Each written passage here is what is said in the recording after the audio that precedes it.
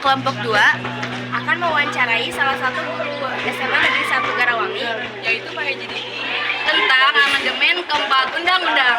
Yuk simak penjelasannya. Ayo guys.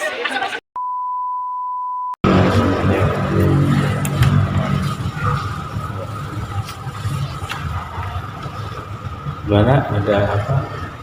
Gimana kabar Bapak? Alhamdulillah sehat. Sini saya akan dari kelompok 2 akan menanyakan beberapa hal tentang amandemen UUD 1945.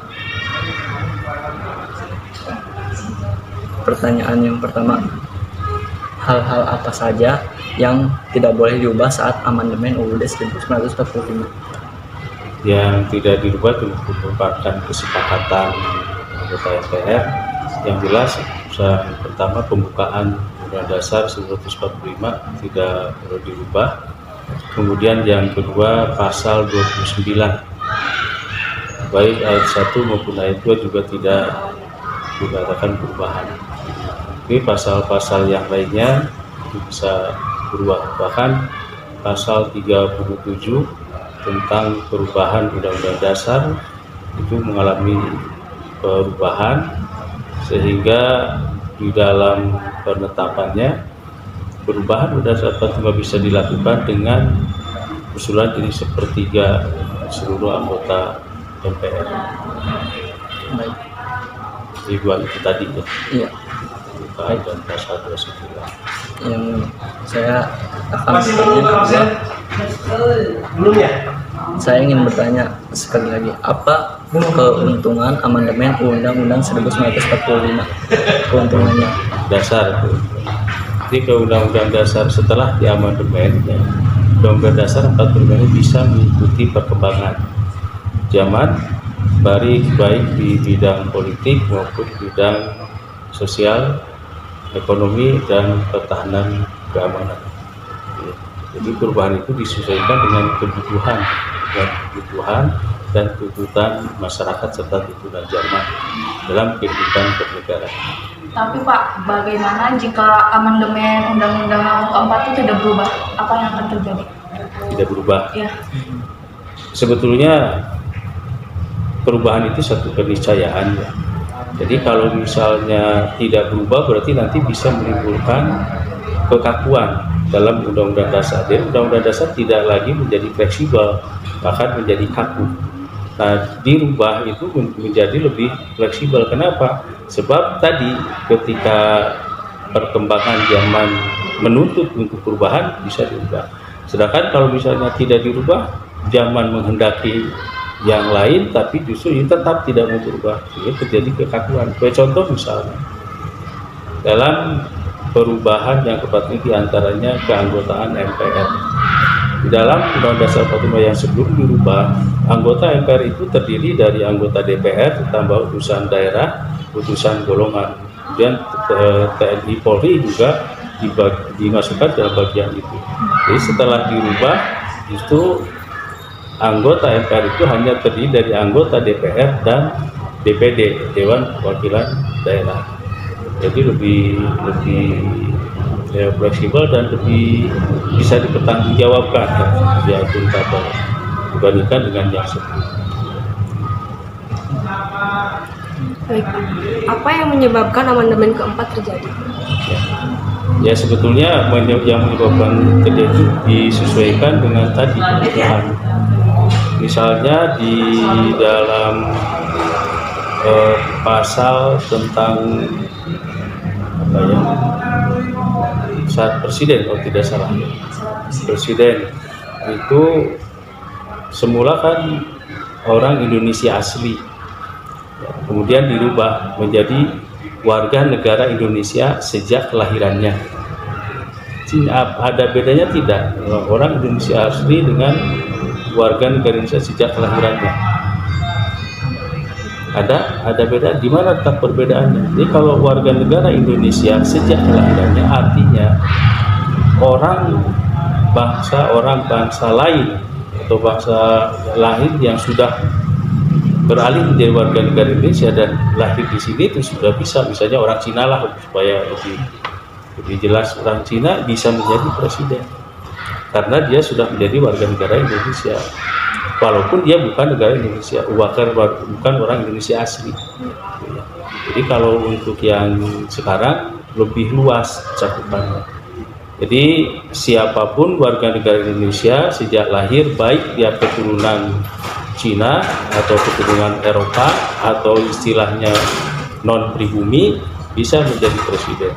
Jadi kalau tidak dirubah orang Indonesia asli saja, berarti hanya orang pribumi saja yang bisa menjadi presiden. Baik. Kalau seberapa besar pengaruh amandemen keempat UUD 1945 bagi rakyat Indonesia?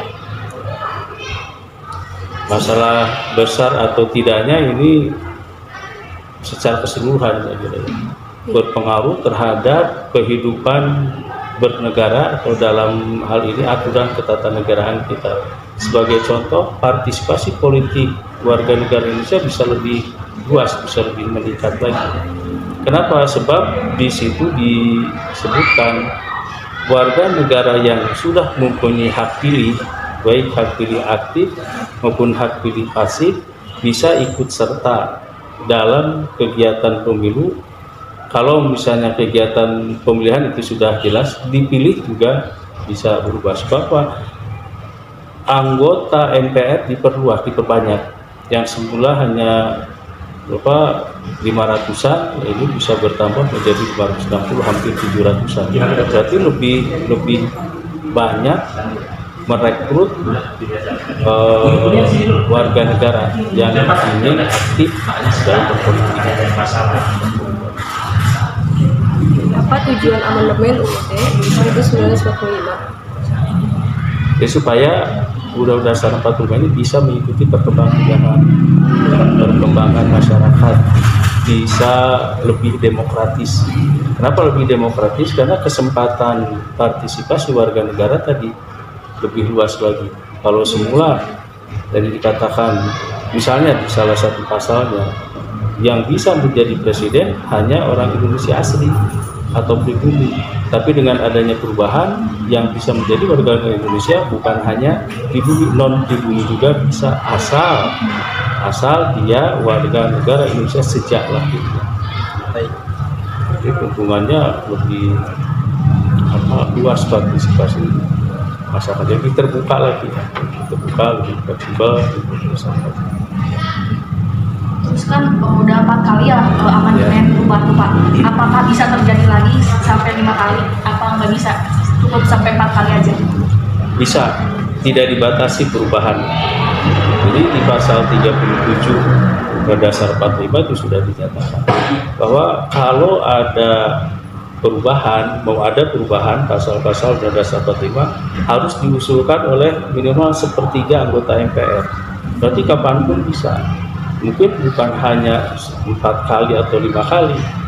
Seperti yang terjadi di Amerika bisa 39 kali, 49 kali bisa saja terjadi. Jadi tergantung kebutuhan.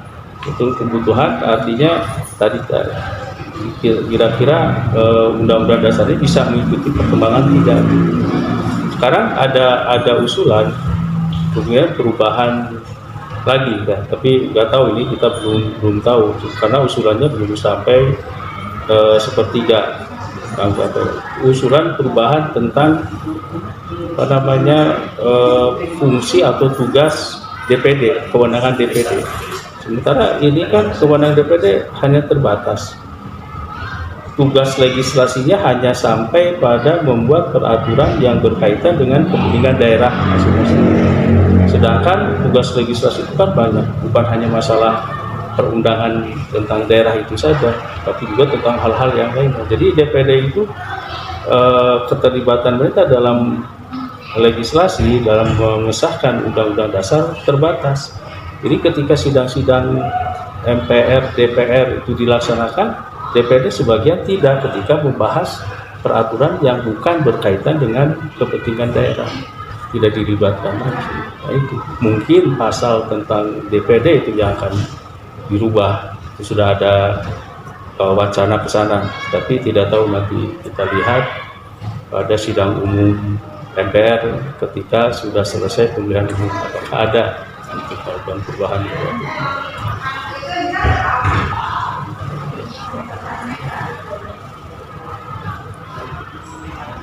Ada lagi?